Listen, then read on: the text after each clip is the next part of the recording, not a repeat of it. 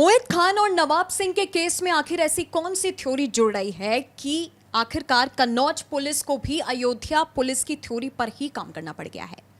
कन्नौज जिले में नाबालिग के साथ गलत करते हुए पाए गए नवाब सिंह इस समय जेल में है। 16 अगस्त को उनका डीएनए सैंपल लिया जाएगा। हालांकि सवाल ये उठ रहा है कि मोहित खान का डीएनए सैंपल लिया गया था क्योंकि मोहित खान का जो गुनाह था वो साबित हुआ था, लेकिन यहां नवाब सिंह यादव का नार्को टेस्ट होने की बात हुई थी। हालांकि नार्को टेस्ट से पहले डीएनए टेस्ट होने की बात हो गई। मेरे साथ मेरे सहयोगी अभिषेक मौजूद हैं। अभिषेक, सवाल जो एक सबसे बड़ा ये खड़ा हो रहा है कि आखिरकार नवाब सिंह का डीएनए टेस्ट क्यों होना है। जिस तरह का उनका वीडियो वायरल हुआ वो एक अलग बात है, लेकिन नार्को टेस्ट की मांग समाजवादी पार्टी के नेता जूही सिंह ने उठाई थी कि सबसे पहले उनका नार्को टेस्ट किया जाए। डीएनए टेस्ट के पीछे की क्या कहानी है? नंदिनी, अयोध्या और जो कन्नौज का केस है ना, दोनों एक दूसरे से मिलता जुलता है। मिलता जुलता क्या है? दोनों शहरों की दूरी 300 किलोमीटर है और दोनों में पीड़िता की उम्र करीब 15 साल है। दोनों में आरोपी सपा नेता हैं। तो ये अपने आप में हैरान करने वाला मामला है। और जो डीएनए और नार्को टेस्ट की मांग है ना, डीएनए 16 तारीख को, जैसा आपने बताया कि नवाब सिंह यादव का सैंपल लेने जाना है टीम को, 16 तारीख को जेल में सैंपल लिया जाएगा। लेकिन सवाल इस बात का नहीं है कि डीएनए टेस्ट ही क्यों। सवाल इस बात का है कि अगर नवाब सिंह यादव पुलिस जांच में सहयोग नहीं कर रहा है, अगर कहानी वही है मोहित खान वाली, जैसे मोहित खान ने शुरुआत में किया, राजू खान ने कुछ नहीं बताया, उसके बाद डीएनए रिपोर्ट शुरुआती आई, उसके बाद पता चला कि जो वो मोइन खान है वो बाप निकला, उसके जो पेट में पाप पल रहा था गर्भवती पीड़िता के। तो सवाल इस बात का है कि आखिर नवाब सिंह यादव का नार्को टेस्ट क्यों नहीं होना चाहिए। और ये बात हम नहीं कह रहे हैं, बल्कि ये बात खुद सपा के कई बड़े नेता कह रहे हैं। नार्को टेस्ट क्यों चाहिए इनको? ये नवाब सिंह यादव को बचाना चाहते हैं। नार्को टेस्ट से तो सच और झूठ का पता चलता है। नार्को टेस्ट से आरोपी बेहोश होता है, उसके बाद पता चलता है पॉलीग्राफ टेस्ट में कि आप सच बोल रहे हैं या झूठ। तो क्या नार्को टेस्ट शिवपाल सिंह यादव मोइन खान के केस में भी कर रहे थे? अब इस केस में भी आप कर रही हैं कि जो नेता हैं समाजवादी पार्टी की वो कर रही हैं। तो आखिर इनका मकसद क्या है? जी बिल्कुल। और जिस तरह से आपने शिवपाल यादव का जिक्र किया, इनका तो ये भी कहना है कि हाँ, अयोध्या का जो आरोपी है और पीड़िता दोनों का नार्को टेस्ट ले लिया जाए। एक केस में डीएनए टेस्ट बनता है। हालांकि नवाब सिंह यादव के केस में इसलिए लोगों को ज्यादा कंफ्यूजन हुई है कि नवाब सिंह यादव के लिए नार्को टेस्ट की ज्यादा मांग की गई कि उसने तो पहले कहा मैंने कुछ गलत नहीं किया। समाजवादी पार्टी से बयान आ गया कि हमारा उसका कोई लेना देना नहीं था, उसने प्रयास किया था लेकिन उसने गलत नहीं किया था। लेकिन बाद में जब नाबालिग का जो बयान आया, ये पुष्टि हो गई कि नवाब सिंह ने उस नाबालिग के साथ गलत किया है। सवाल यही है कि इस केस में डीएनए टेस्ट लेने का क्या बनता। अगर मैं बात करूं तो 60% डीएनए टेस्ट नार्को टेस्ट लेने का बनता है। डीएनए टेस्ट में अभी भी थोड़ा बहुत जो लोग सवाल खड़ा कर रहे हैं कि भाई आप डीएनए टेस्ट के बजाय आप नार्को टेस्ट ले लेते।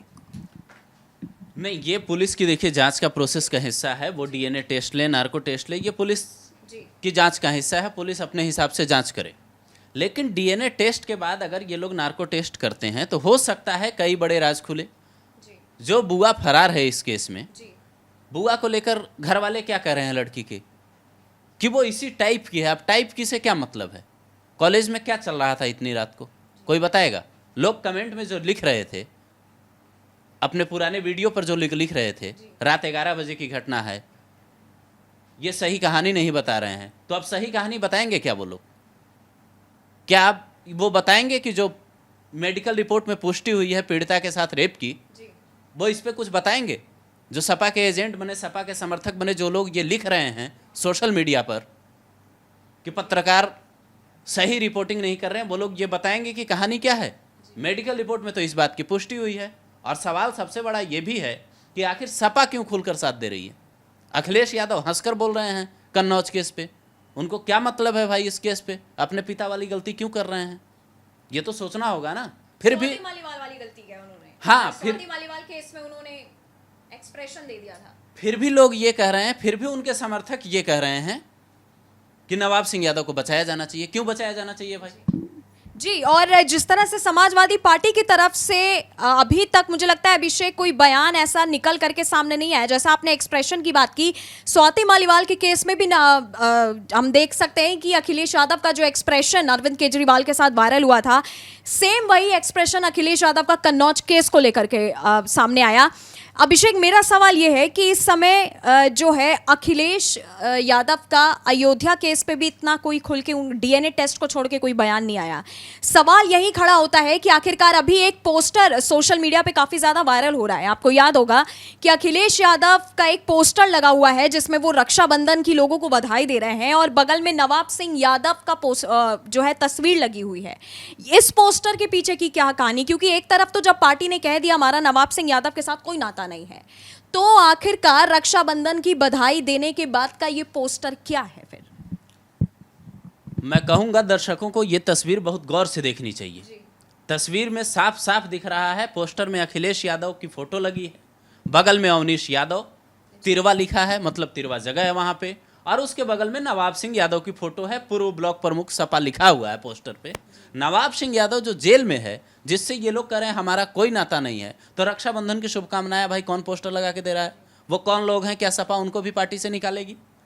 सवाल इस बात का भी है कि आप जरा सोचिए, जिस डीएनए टेस्ट की बात हो रही है, जिस नार्को टेस्ट की बात अब होने लगी है, क्या पुलिस ये तय कर पाएगी कि जो डीएनए टेस्ट हो रहा है और जो डीएनए रिपोर्ट आएगी उसके बाद चंडीगढ़ वाली कहानी नहीं दोहराई जाए? और साथ ही एक सवाल मेरा अभिषेक ये है कि क्या लोगों को अब ये समझना चाहिए कि समाजवादी पार्टी के अंदर से जितने भी अभी इतने आरोपी निकल करके आ रहे हैं, जिनके लिए इतने नार्को टेस्ट डीएनए टेस्ट के नाम आ रहे हैं, क्या समाजवादी पार्टी सारे जो है पीड़िता को कहते हैं ना कि एकदम नज़रअंदाज कर देना, और बल्कि अपने पार्टी के नेताओं को बचाने के लिए चाहे जितने टेस्ट कराने पड़े वो उतने टेस्ट कराने को तैयार रहेंगी? समाजवादी पार्टी देखिए शुरुआत से ही इस केस में, इसमें नहीं, आप कन्नौज ले लीजिए, अयोध्या ले लीजिए, हरदोई का केस ले लीजिए, कोई सा भी केस उठा लीजिए, हर केस में समाजवादी पार्टी ने खुले तौर पर आरोपियों का समर्थन किया है। और यहाँ तक कि मुख्यमंत्री योगी आदित्यनाथ को ये तक कहना पड़ा सदन में कि अपराधियों का इससे सपा से ही नाता क्यों है। अच्छा, आपने ये चंडीगढ़ वाली एक कहानी का जिक्र किया था, मैं चाहूंगी एक बार आप दर्शकों को चंडीगढ़ की कहानी बताइए। चंडीगढ़ वाली कहानी दरअसल ऐसी है कि 6 साल पहले चंडीगढ़ में एक ऐसा ही केस आया था, वहाँ भी डीएनए टेस्ट की मांग हुई थी, और वहाँ रसूख आरोपी का इतना बड़ा था, जो नवाब सिंह का रसूख है, कुछ ऐसा ही रसूख आरोपी का वहाँ भी था। और उसके बाद चंडीगढ़ में अदालत के आदेश पर डीएनए का सैंपल तो ले लिया पुलिस ने, लेकिन उसको 63 दिनों तक अपने यहाँ मालखाने में जब्त रखा, जबकि नियम के मुताबिक उसको सीएफएसएल लैब में भेज देना चाहिए। अब अगर यहाँ भी इस केस में अगर किसी तरीके की लापरवाही हुई तो फिर डीएनए टेस्ट का क्या मतलब रह जाएगा? ये भी एक सवाल है। डीएनए रिपोर्ट तुरंत नहीं आती, डीएनए रिपोर्ट आने में 25 से 30 दिनों का वक्त लगता है। तो अगर रिपोर्ट में कोई गड़बड़ी आई, अगर डीएनए रिपोर्ट में ये चंडीगढ़ वाली कहानी कुछ लोग ना दोहरा पाएं, इसके लिए भी पुलिस को सतर्क रहना होगा, क्योंकि सिस्टम में हर तरीके के लोग हर जगह होते हैं। एक आखिरी सवाल मैं पूछना चाहूंगी कि नवाब सिंह यादव का डीएनए टेस्ट के बाद नार्को टेस्ट भी क्या होगा कि नहीं होगा? क्योंकि खुद समाजवादी पार्टी के नेताओं की ही मांग है कि भाई डीएनए टेस्ट से पहले नार्को टेस्ट नवाब सिंह का होना चाहिए। नहीं, नार्को टेस्ट तो देखिए, अब तक मैं बता दूं अगर देश का इतिहास, तो आप देखिए कि लेटेस्ट जो नार्को टेस्ट हुआ था वो श्रद्धा केस के आरोपी का हुआ था, दिल्ली में श्रद्धा और आफ्ताब वाले केस में। उसके बाद निठारी केस में हुआ था। नार्को टेस्ट को लेकर कई लोगों में कन्फ्यूज़न है कि ज़्यादातर ये आतंकियों का होता है, क्योंकि कसाब का हुआ था मुंबई वाले केस के बाद। तो इसका मतलब ये नहीं है लेकिन कि सिर्फ आतंकियों का ही होता है।